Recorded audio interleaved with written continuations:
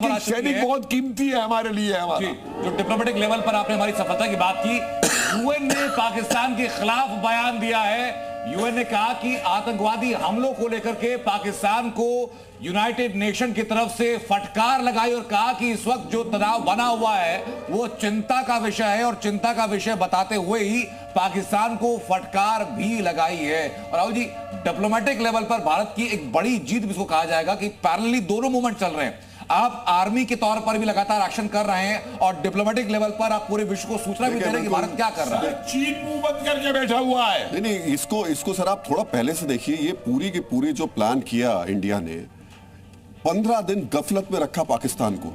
पाकिस्तान समझ ही नहीं पा रहा था अटैक करेंगे नहीं करेंगे। जिस दिन अटैक करना था उससे एक दिन बाद में आपने बता दिया था आज तो हम मॉक ड्रिल करने वाले हैं, आज तो एक्सरसाइज करने वाले हैं। वो सोच रहा था 2 दिन तो कम से कम एक्सरसाइज करेंगे, मॉक ड्रिल करेंगे। आपको एक मिनट रोगी जी, थोड़ा और पीछे चले जाइए। सर, ये तैयारी मोदी जी और वर्तमान सरकार ने उस दिन से शुरू कर दी थी जिस दिन से उन्होंने हमारी सेना का नवीनीकरण शुरू किया था, जिस दिन भारत में राफेल लाया गया था, जिस दिन भारत में S-400 लाया गया था, जिस दिन भारत के अंदर नए नौसेना के फ्रिगेट्स बने और नई पनडुब्बियां शामिल हुई थी। तो ये तैयारी वो नहीं है। और 15 दिन की तैयारी इसलिए चाहिए थी ये कि इन लोगों ने लॉन्चिंग पैड से वो सारे आतंकी छुपा दिए थे। तो हमारी इंटेलिजेंस काम कर रही थी। जिस दिन पता लग गया कि हम उन्हें कहां डाल रखा है, उन कैंपों के ऊपर धाड़ से हमने मारी उठा करके मिसाइल्स पूरी की पूरी। एक और इसमें चीज बहुत इंटरेस्टिंग है जो कुछ बॉर्डर से हमको प्राप्त हुआ। हमारे टैंक का मूवमेंट और हमारी इन्फेंट्री का movement close to the border नहीं गया।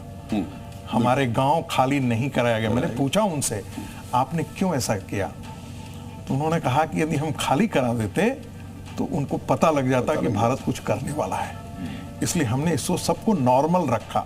यहां तक कि अपने बॉर्डर जहां हम तो गए हैं, वो आप भी गए होंगे, हम भी गए हैं, जो खास करके जो जम्मू वाला जो बॉर्डर है आरएसपुरा सेक्टर में मैं पूरी बॉर्डर घूम करके रात में भी आया हूं, दिन में भी आया हूं। तो उनका कहना था कि हमने अभी हम लोगों ने जानबूझ करके ये प्लानिंग के तहत किया है।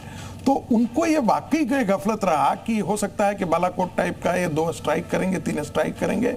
उनको इतना अंदाजा नहीं था कि भारत इतना ऑफेंसिव जाने वाला है। जी, इसी बीच एक और बड़ी खबर आ रही है सर, अपडेट लगातार रिकॉल दर्शकों करवा देते हैं कि जो डिप्लोमेटिक लेवल पर भारत की कामयाबी की बात हो रही है, तो भारत ने अब तक 10 विदेश मंत्रियों से बात की। उसमें Qatar, Japan, France, Germany, Spain, Saudi Arab, Iran, America, European Union और इटली, इन सब से बात करके भारत ने अपना पक्ष क्लियर किया। और इसी बीच बड़ी खबर नीलम घाटी से भी सामने आ रही है। नीलम घाटी में लगातार धमाके जारी हैं। भारत लगातार नीलम घाटी में रिटेलिएट कर रहा है।